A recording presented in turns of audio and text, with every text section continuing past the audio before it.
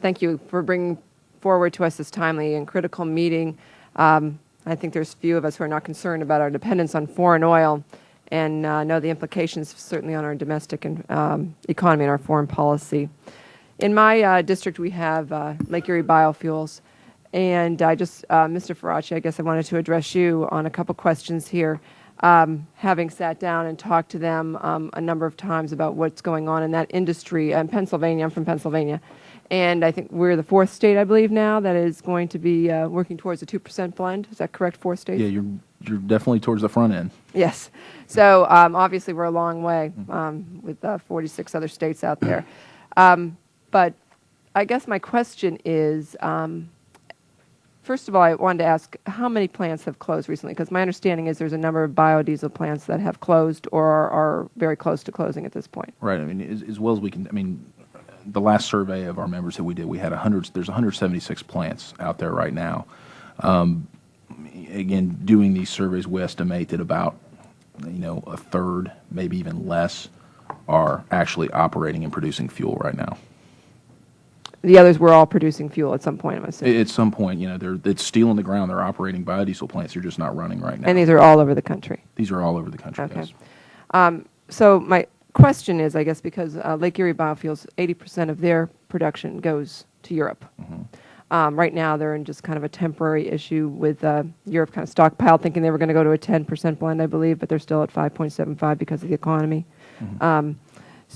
But they would like to sell domestically. So is the issue more of a blend, requirement issue, having a customer base here within our country, or a capital issue in terms of why these two-thirds of these plants have closed down?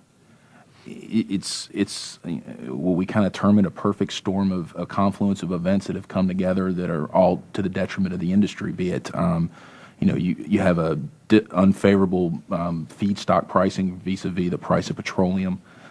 You mentioned Europe. That's the world's premium diesel market that the Europeans are taking steps to be protectionist steps, in our opinion, to close that market down.